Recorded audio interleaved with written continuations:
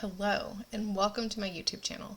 I'm Judith Patterson. I'm an independent Stampin' Up! Demonstrator in Texas, and today we're going to make a fun card with the Best Delivery set.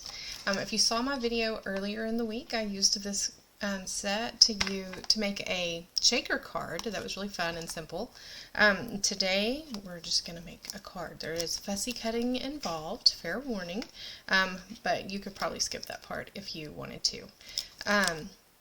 So in my blog post earlier this week talking about the Best Delivery stamp set, I talked about how this is such a great set for when somebody you love is moving or somebody that you know is moving.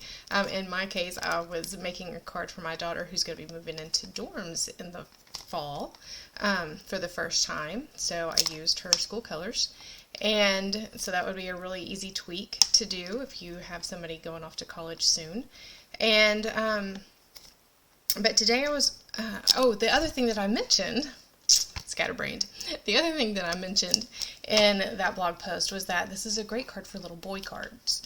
And so I thought I would show you today an example of how to do that. And in fact, I'm going to be using the in colors, so I switch them. And I've already made a card, so at the end I'll show you what that card looks like with the colors switched. But let's get started. So I'm going to flip my camera around, and I'm starting with a basic white cardstock cut 2.5 inches by 4.5 inches. And I'm going to use my Tuxedo Black Memento ink to ink this little truck up. It's actually kind of a big truck. Oh, you can't see what I'm doing here. I'm just tapping it really good with my ink pad. You don't want to mush it. It's especially important with our classic Stampin' pads. It's not so bad with this one. Sometimes I even rub this one a little bit and then pat it. But you just want to tap gently. I'm getting that pretty close to the edge. I'm going to let it sit there for just a minute. So I mentioned in my video earlier this week that when you have new photopolymer sets,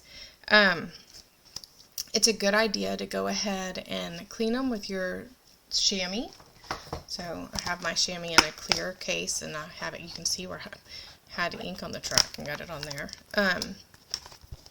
But it's just a good idea to go ahead and clean it first because they come super sticky and sometimes they'll stick to your cardstock. And the reason why I'm letting it sit like this is I have found that sometimes it just helps with some stamps to let it sit a minute and let that ink really sink into your cardstock. I get a fuller image when I have more solid places like this. I just like the way it works.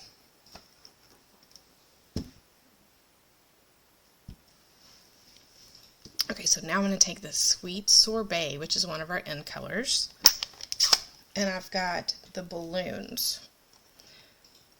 So I'm going to stamp these at the back of the truck. Oh, but before I do that, okay, so this is an extra special little touch that you can skip, like I almost did, or you can do, it's up to you. You can decide what you think at the end. So this is one of those you might want to watch before you complete. So I'm going to take my blending brush and I'm just going to blend some of this blue pretty lightly right here. And while I have it, now I'm going to do what I was doing. I'm not going to get sidetracked. Okay, so now I'm going to take those balloons, trying to line this up where I can see and you can see.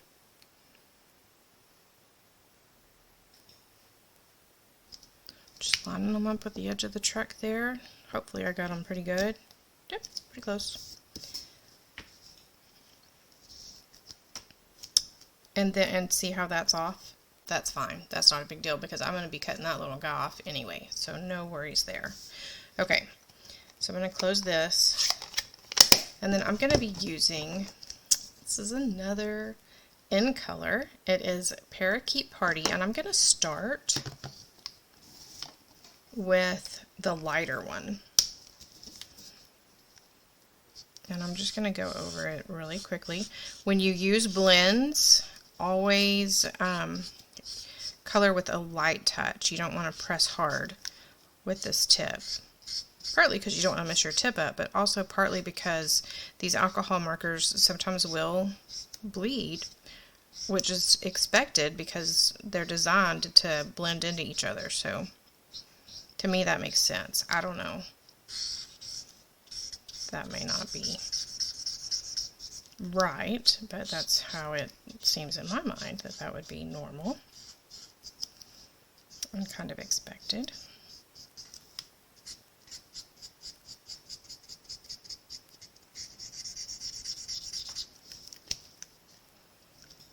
Okay, I'm going to go around the truck, and you know what I'm going to do? I'm going to switch tips.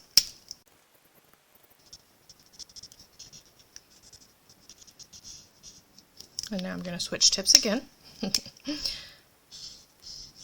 For those finer areas, I like to use like the bullet point.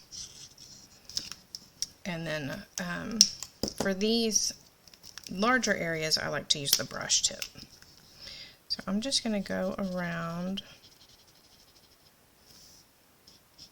kind of fade that out a little. So shading is not where my talents lie. Sometimes I get my artist daughter up here to help me and tell me where the shading actually needs to go. I've just never really had an eye for that. But I'm just going to go around parts of it and make it a little darker. And then I'm going to blend it out with the other one.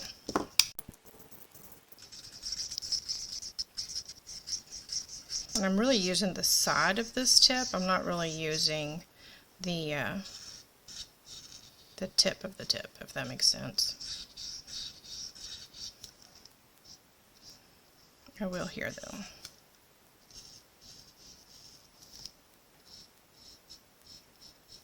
There we go. Blend this a little bit more.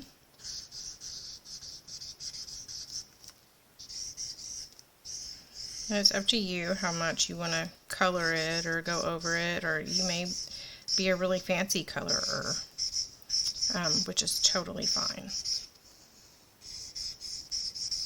And really cool. I love it when people can color really well. Okay. I'm using the light Pool Party to color the window.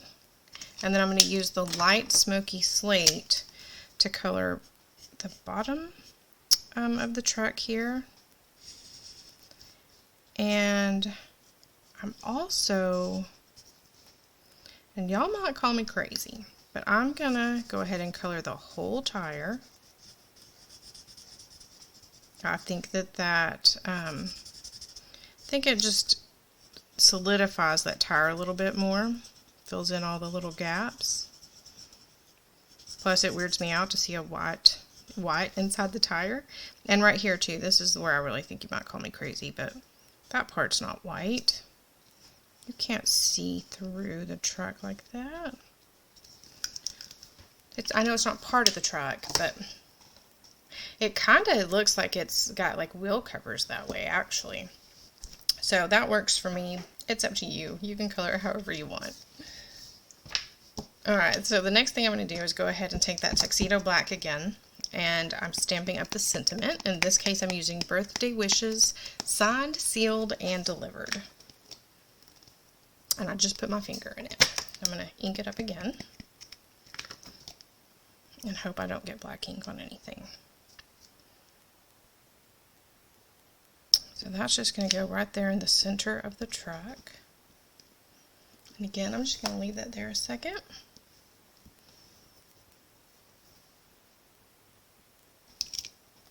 There we go. Isn't that cute? So now I'm going to take my paper snips, and I'm not going to make y'all sit and watch all of this. I'll be back in just a second. But I'm going to fussy cut around all of this. I'm going to get really close around this main part of the truck, and then not as close going around the balloons, but I am going to cut out these little confetti pieces. I don't need those. I just want the balloons. So I'll show you what happens when I get back. Okay, I'm back now. I've got everything cut out. Let me bring this up close so you can see. In fact, I'm going to turn my zoom. There you go. Maybe that helps you be able to see. So I left a little bit of a border around the balloons, and that's kind of filtering it out, but it does have that pool party just lightly behind those balloons. And then everything else I cut pretty close. So what I'm going to do now is I've got my Stampin' Up marker. This is my marker, not blends. I'm going to use the brush tip on this as well to go around all of this black outline part. I'm not using this on the balloons, so I'm going to go right up to them. I'm not going to use them, and this just helps to define that edge so you don't have extra white parts that are just weird and random. Just gives it a sharper, more well-defined edge, in my opinion. I like it. I don't always do this, but for some things I do. I think it depends on how I'm going to be using my cutout pieces on a card and how big of a border I want around them, because sometimes you do want a border around your stamped images. It just makes sense, and sometimes it doesn't. Okay, so be really careful around these balloons. I'm kind of pulling them forward so I can get this tip in there and not get it on the balloon or on that pool party. And that's it. That doesn't take very long at all, and it looks so much sharper now than it did before. Okay, so the next thing I'm going to do is I have this second piece of basic white cardstock. This one measures 3 1/4 by 4 inches, and I have my Sahara Sand ink. Sorry about that glare. And I've got another blending brush. This one, I started using it with yellows and oranges, and then I ran out of brushes and I started using it with my browns. So now I have a new brush for my yellows, and this one will continue being for my browns.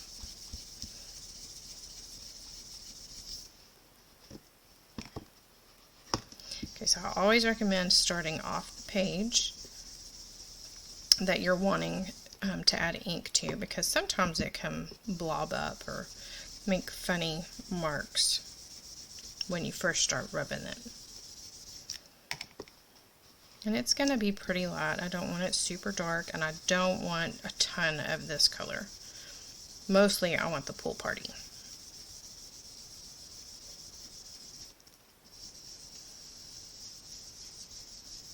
I think that's good. So now that I've added a little bit of Sahara Sand on the bottom, I'm going to grab my pool party and my blue blending brush, and it's up to you how many brushes you use. They come 3 to a pack.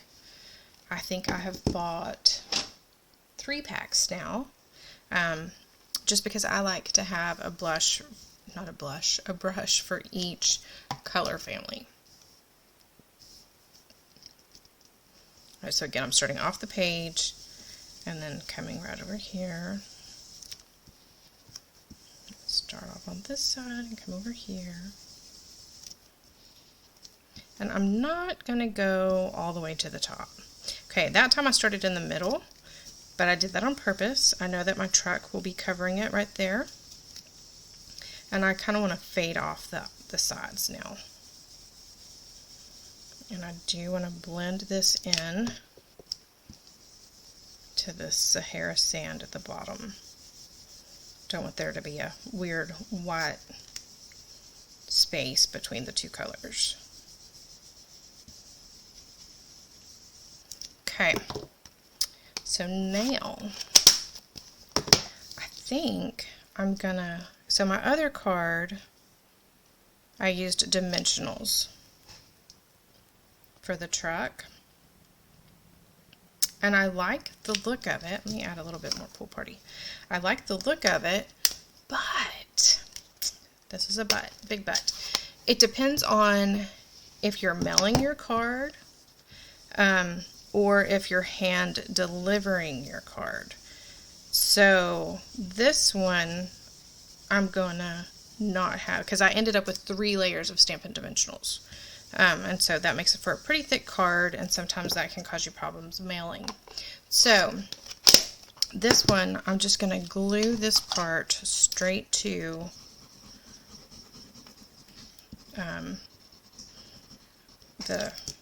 this piece. That way it's nice and flat, but it still has a little bit of dimension because the balloons are hanging off, because the truck was fussy cut out. Okay, so there is that piece. The next piece is this brick and mortar 3D embossing folder. I have a piece of 4 by 5 1/4 starry sky in it. Isn't that pretty? I love this blue. So that's already cut out, and I used my stamp cut and embossing tool to emboss it. And I have the coordinating baker's twine. This is the 2020 to 2024 in colors, plus my linen thread. I keep them all in this little container. So whatever color you decide to do for your brick background here, grab that color of twine, or you could do a just a coordinating color. It doesn't have to be the exact same color. That could be something else. That works too. So I started with this end on this edge so that I had a nice piece of string to tie with. I'm going to cross it over and under all these other ones. Yep, there we go. Okay. So now I'm going to tie my bow close to the edge.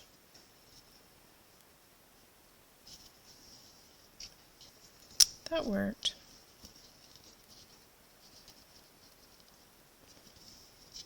There we go. I'm going to cut off the end. And then, a little tip. I like to take a glue dot and just cut off the tip of it. And then I use my Take Your Pick tool, the pointy end of my Take Your Pick tool, to pick that up.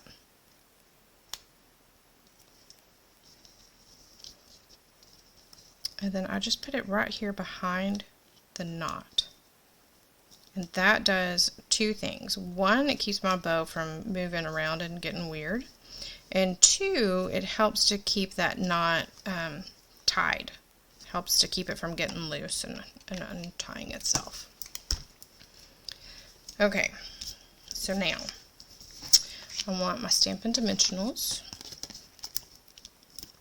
And I do put quite a few on because I like to use a lot of dimensionals, but I do have reasoning behind using a lot of dimensionals. So, in Texas, we have super hot summers, and this summer looks like it's going to be a doozy. We've already had a couple of 100-degree days. The humidity has been unreal, and today it's already 97. It's May 13th, and it's already 97 degrees. So, that being said, when it gets super duper hot in the summers, our mailboxes are like little ovens. Our mailboxes, our cars, everything. And so adhesive, I don't know if you know this or not, but adhesive, whenever it gets hot, especially if it gets hot and moist, so when it's really humid and it's really hot, that adhesive can loosen up a little bit. So I just want to make sure that there's enough adhesive on there that it does not get so loose that my card falls apart, because that would stink. So just be mindful of when you're deciding how much adhesive to use. Are you mailing it? Is it going to be in the heat? Are you going to be leaving this card in your car? Or will your recipient? Is it going to be in a hot mailbox at either end? So just some things to think about that you might not normally think about. And that's not just like, that's any kind of adhesive. I have gotten mail in the summer that was opened, not because somebody opened it, but because it was just so stinking hot that the adhesive on the envelope opened up.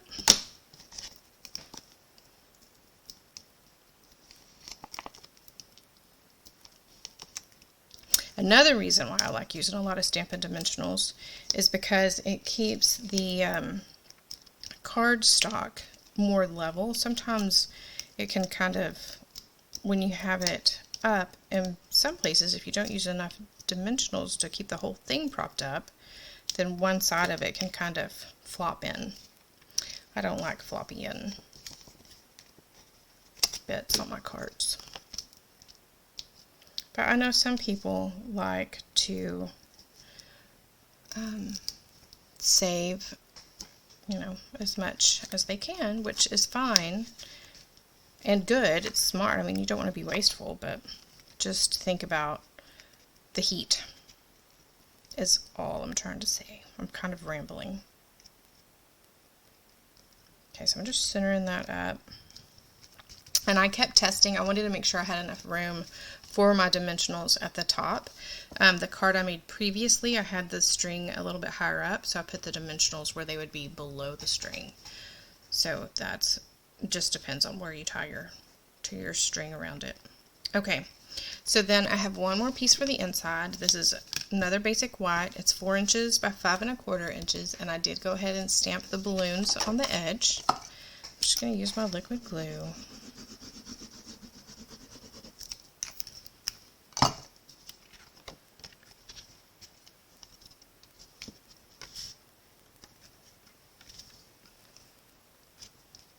Put that right there on the inside. Those balloons are so fun, you could even add them to your envelope as well. Okay, and if you don't have the Stampin' Cut and Emboss machine, don't worry about it. You don't have to use the embossing folder. A piece of the 2020 to 2024 In Color Designer Series paper would be really pretty on this part too. Or you could just leave that off and leave the twine off and do a more simple card and not have so many layers. So that is totally up to you. Oh, I was going to show you the other one. Sorry. So here's the other one. The other one I did a blue truck, starry sky, and the parakeet party as the background. So I think I like the green truck better. What do you think? I'll lay those side by side. Okay, so that's all I have for you guys today. Thank you so much for watching. If you enjoyed my video, give me a thumbs up. And if you haven't already and you would like to see more, go ahead and hit that subscribe button. That makes my day whenever I see I've got a new subscriber. I love that. And if you need to order any Stampin' supplies and you don't have a Stampin' Up! Demonstrator already, I would love it if you would order from me using my May host code right up there, if it's still May. If not, I'll have a new host code listed over on my blog or on my Facebook page. But I appreciate you so much for watching. I hope that you have maybe learned a little bit of something or been inspired to create something yourself. Have a great, great weekend. Happy stamping!